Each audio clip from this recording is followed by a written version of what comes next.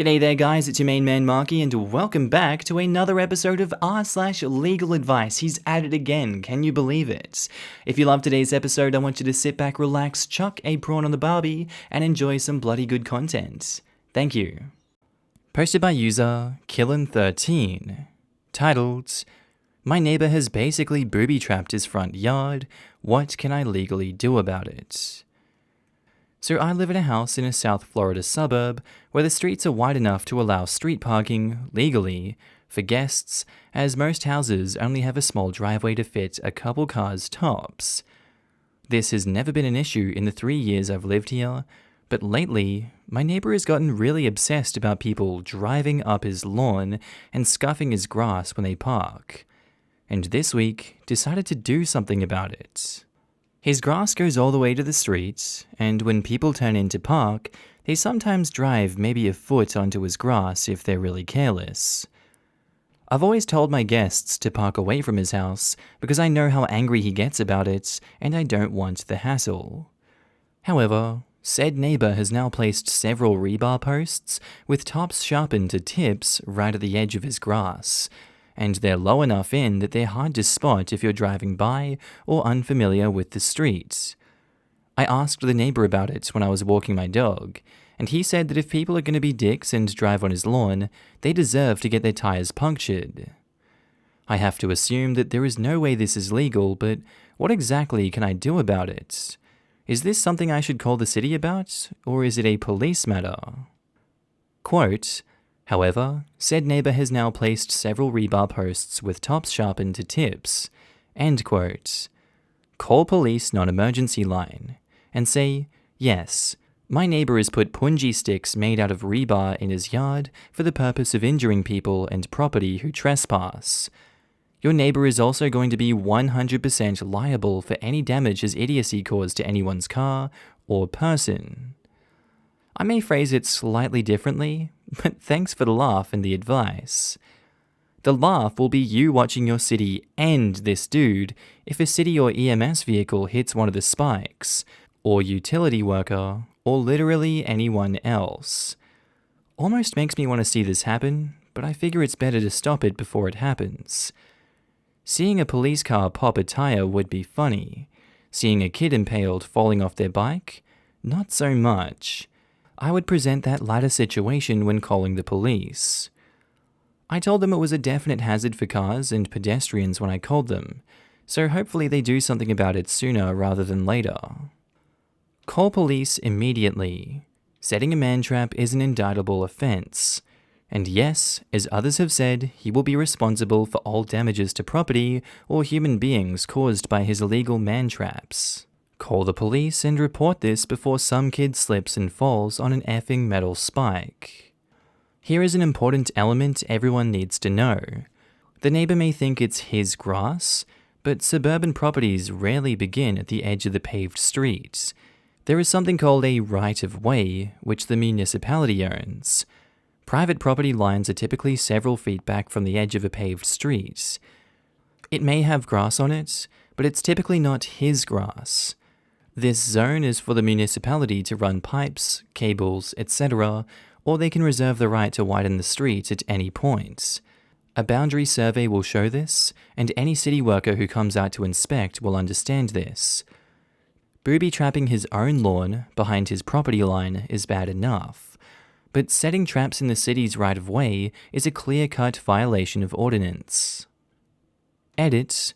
I've called the police non-emergency line from work, and they said they would send someone out to take a look and talk to the neighbor if need be.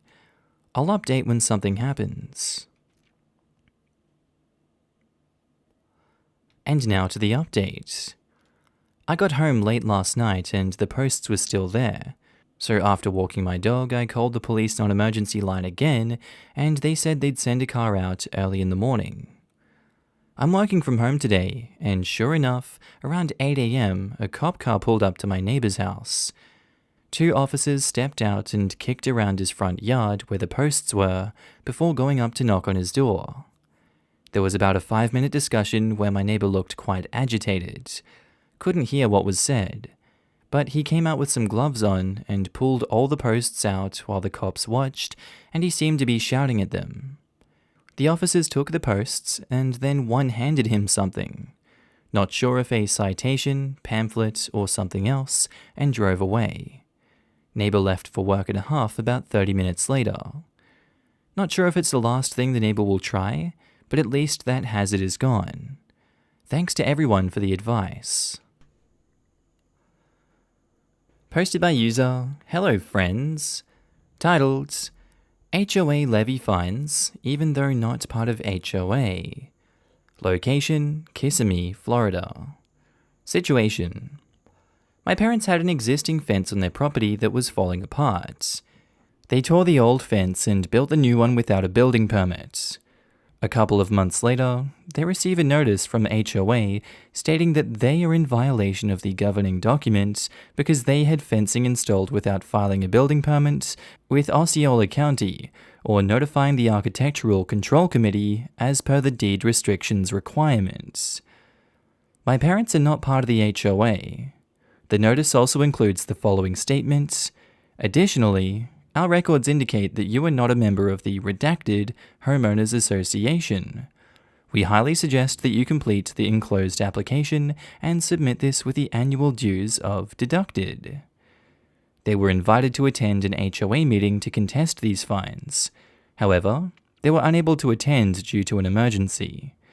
Since they did not attend the meeting, the HOA levied a $1,500 fine and planned to file a property lien against their home.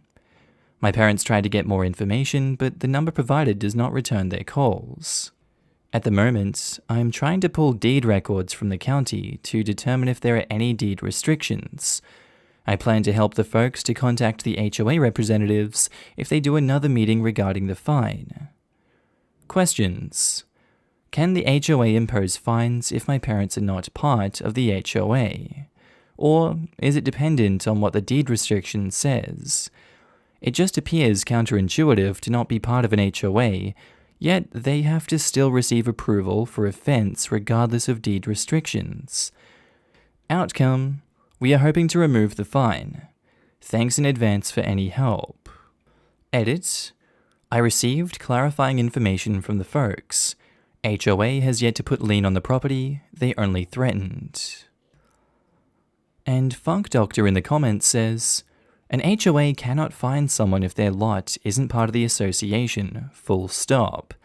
And that addendum you mentioned makes it seem pretty clear that they do not think that you are part of it either. If your search shows that there really are no deed restrictions, then you don't have to have the fine rescinded since it's not valid. If your search does show something, contact a lawyer immediately, as you will need pro help. The very fact they apparently issued a fine to a unit they know isn't part of the association is pretty outrageous on its own. I was finally able to find the deed. However, it was only one page, and the document contained the following: this deed is not effective until redacted. This indenture made the redacted day of redacted AD redacted by redacted Secretary, Department of Housing and Urban Development of Washington, D.C., herein called the grantor, whose post office address is redacted, to parent. Witnesseth that the grantor, for and in consideration of the sum of redacted and other valuable considerations, receipt whereof is hereby acknowledged, hereby grants, bargains, sells, aliens, premises, releases, conveys, and confirms unto the grantee all that certain lands situate in Osceola County, State of Florida, viz. Lot redacted, and a bunch of other boring legal jargon. Not a lawyer, but that looks to be just a part of the HUD purchase contract. I had a similar statement in my FHA purchase agreement for my home. If your parents kept all of their mortgage paperwork and there was no mention of an HOA within it, then they need to contact their real estate agent and/or title insurance to determine if that house is indeed part of the HOA. The county deed office might be able to help as well. If the HOA is trying to put a lien against your parents' house, I suggest you find a real estate attorney. If you are not part of the HOA, but were not notified when purchasing the house, then you could just try using your title insurance. I did not even think about title insurance. Thanks. I contacted my parents to call their title insurance. Hopefully it can shed some light. In the meantime, I told the folks to assemble any sales document for review. Update 1. I found the deed, however it's one page. I'm not sure if this is typical for HUD purchased property. There is some language that concerns me regarding restrictions, which I commented below. I understand that any comments and advice received is not legal advice. Update 2. I found the record plat, and also saw no mention of HOA. Nonetheless, I told my parents to call the title company for more details. I will sort through their sales documentation later tonight. Update 3, 3:15 p.m. Unfortunately, I found the restrictions document / covenant titled Restrictions on Real Estate for Redacted Subdivision, and my parents' lot / record plat. I found the documents on the county recording website. No building shall be erected, placed, or altered on any lot until the construction plans and specifications and a plan showing the location of the structure have been approved by the Architectural Control Committee as to the quality of workmanship and materials, harmony of external design with existing structures, and as to location with respect to topography and finish grade elevation. And that's the end of it, I guess. Posted by user DarksideHS, titled Mother-in-Law is Suing for Visitation, New York. Today I was served with papers to go to family court so my mother-in-law can have visitation with my children. A bit of backstory. My mother-in-law is mentally unstable. She believes everyone is hacking her, me included. She's extremely paranoid and tries to brainwash my kids, tells them I'm hacking her, that climate change is a hoax, and that crystals have healing power. Admittedly, the last two are no big deal. The first one is a huge deal. The wife and her mother had a falling out over the accusing me of being hacked into her phone. My mother-in-law expressed interest in seeing the kids. We told her if she wanted to see our children, she had to do so under our supervision. She then began gaslighting my wife by telling her that me and my wife both have borderline personality disorder and told this to the entire family. Does my mother-in-law have any right to take my children out of my supervision? Does she have a case? Should I get a lawyer? And if I should get a lawyer, how can I get one if I'm broke? Any and all advice would be extremely helpful. So, New York apparently does have grandparents' rights laws that are generous to grandparents. I suggest getting a lawyer. Also, gather any and all evidence that you are not trying to prevent her from seeing the kids in a supervised situation. Invitations to have her over to your home or to join the family on an outing, etc. And OP replies, I have a text directly from my wife to my mother-in-law that says we are not comfortable with having her taking the kids alone, and if she wanted to see them, she had to do so with our supervision. Print it out, and any other relevant texts and emails, and any recent photos of her and the kids, during holidays, etc. If she's speaking on the phone with the kids, print phone logs. If she sends the kids gifts, clothes, or mail, print recent photos of the kids with the items, to show that you are actually giving your kids the stuff. This will help show that you are not preventing a relationship, which really is, at its core, is what grandparents' rights are about. A lot of parents don't leave their kids in the care of other adults, so it's not an unreasonable or unusual thing. Kyle T. Sr. says, so you offered the opportunity for her to see the kids under supervision, but she declined. I'm guessing by this petition that she had declined. The fact you offered her a chance to see the kids and she declined may undermine her grandparents' rights suit. Update. So we went to the court for our initial hearing in February. I asked for dismissal, citing Troxel v. Granville. The judge agreed that we were within our rights. However, she couldn't grant a dismissal because my mother-in-law requested an attorney. The judge advised she didn't qualify for an appointment lawyer, so she should seek representation through elder law. My mother-in-law begins raising her hands and waving them around, asking if she could be allowed to speak. She states in court that me and my wife bully, abuse, belittle, and swear around the children constantly. The first 3 are outright lies, and the fourth, so effing what? She also stated that she never mentioned once being hacked or being obsessed that she was hacked, and that my oldest daughter was the one obsessed with being hacked and spying. The judge made no comments and advised her that we weren't keeping her away from the children and that she should seek relief by visiting them under our supervision. Fast forward to a week before the hearing, we have to meet with a law guardian for the children. We show the law guardian all the insane conspiracy theory texts and the texts where she accuses me of hacking her phone. She spoke with the children, and we took our leave. The paperwork we received stated that my mother-in-law showed her a much different conversation. My mother-in-law had deleted the texts that made her look bad and copy-pasted several from my wife that made my wife look like a bully and that she was harassing my mother-in-law. The children outright denied any bullying and abuse, and stated to the law guardian that my mother-in-law makes them uncomfortable because she is constantly yelling at them. When they want to leave, she won't let them go, and she won't stop talking about who is hacking her. So, obviously, she supports our position. In the hearing, my lawyer asked for dismissal, and requested we be paid our legal fees by mother-in-law as the petition was brought in bad faith. My mother-in-law's appointed attorney couldn't withdraw and refile an amended petition because mother-in-law wouldn't let her. So the judge dismissed and awarded us our legal fees. I haven't seen the judgment yet, but it's my understanding that it was dismissed with prejudice.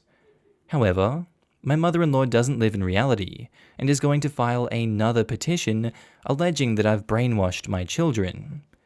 I wish that were true. They never listen to me.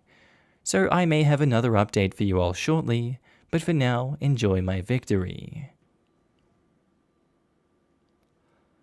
Our next post is by user StealthMan13, titled, "My mother said she would kill herself the day I graduate high school, WA. She told me this 4 or 5 years ago, that when I graduate high school, that she would put a gun to her head and kill herself the night after I graduate. We have never had guns in the household, but the time is coming in a few months for me to graduate. To say that this has had a toll on my mental health would be an understatement. But that's not what I'm here for. Is there anything that I can do preemptively to have her not commit suicide? Even if it's a threat, I would rather be safe than sorry. Thank you for the help." Edit, I just woke up for work. I'm reading through the comments now. I have to work now. Give me 2 hours when I'm on my break and I'll reply to the rest of you all. Thank you for the kind words. Begatapilla says, "If you think she is actually serious, an involuntary commitment that ends up in her being mad at you is better than a corpse. Does she have any close friends?" Not really. She doesn't go out at all for anything other than work. While I do agree, I could see her retaliating out of spite. I would be more concerned if she continued to threaten this over the years versus a one-time threat 4 or 5 years ago. The length of time since the threat prevents you from doing anything legally. I recommend finding a counselor, a family therapist would be great, to discuss your concerns, and then have some family sessions so you have help processing this threat with your mother. Your school therapist may be able to help you set this up. It's sad that you've held on to those words and kept that pain to yourself for so long. It must have been very scary to hear that. Sometimes people forget when they're having a bad day, the hurtful words they use to express pain in the moment are heard in a way that is felt months and years later. I suspect at the time she made that threat, that what she was really trying to say was that she was afraid. Afraid of change, afraid of being alone, afraid of new roles, and afraid of launching you. Speaking to those fears and setting healthy boundaries will encourage her to find healthier ways to express herself. No matter what happens, this is not your fault. I'll be thinking of you and your family and sending you all good juju. Congratulations on your upcoming graduation. Not a lawyer, Come Monday, go talk to your school's guidance counselor and ask that a police officer be present for the discussion. It's important that the guidance counselor be aware of what kind of a weight you are dealing with, and the police, because they will be able to conduct a welfare check on your mum. It may seem like a betrayal, but it's the most that can be expected of you. And while this may seem like a bitter statement, there is nothing you or anyone can do to actually stop her if she commits to it. The most that can be done is to show her that people are aware and want to help her if she chooses to accept the help. In an extreme case, she can be involuntarily committed to a psych ward, and that's usually for a week. It's an unpleasant process, but the goal of it is to separate the individual from the stresses that are making the symptoms worse, and to help establish a care plan to get them back on the right track. Not saying that this is going to happen, but I want to make you aware of the possibilities so you aren't caught off guard. On a side note, before going to do all of that, try talking to your mum and bringing it up. Let her know that you love her and are there for her and want to make sure she's doing okay. Let her talk about her feelings, and even suggest going to family counseling or seeing a therapist.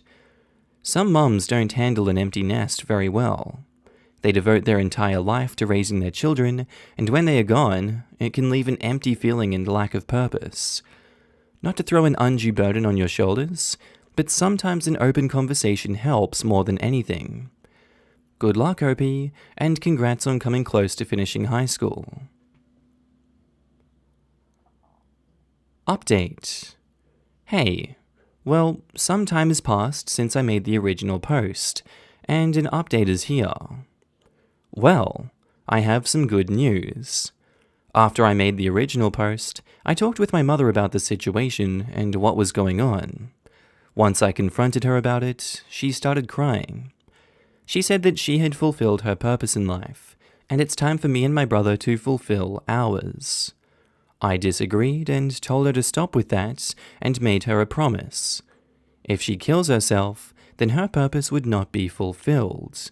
She wouldn't be able to meet the expectation that I want her at my college graduation, or at my wedding, or at any other celebrations of achievements. I told her that I need her to stay alive, and that it's not negotiable no matter what, as her simply being somewhere gives me hope for future endeavors. Last Monday, I graduated from high school with my friends, and finished my first year of college at the same time. It was a good time, and I finally get some breathing room for a little bit. I went home, hung out with some people, and then went to bed. To this day, she's alive and well, doing what she would normally do on a day-to-day basis. I wanted to wait a week to ensure everything would be okay, and I'm glad to report that it is. The day that I made the original post, it was closing night of a school play for which I was a part of. With many people in that theatre department being on Reddit, a couple of people put the dots together and know that I posted that. To those whom I know IRL, I'm doing okay, and everything will be alright. You know where and how to contact me if you need me, and I love you guys. To everyone, thank you guys for the kind messages, both on the thread and in PMs. I'm thankful for even in illegal subreddits, people are kind and caring. Love you guys. Finally, if you're feeling suicidal, feeling like you don't belong or going through a hard time, there are places to go to get help. Not only on Reddit or any other social media, but through phone calls and facilities that you can go to. I know it's posted everywhere, always, but if you need someone immediately, at any given time, please call the lifeline below. Thank you, and with love.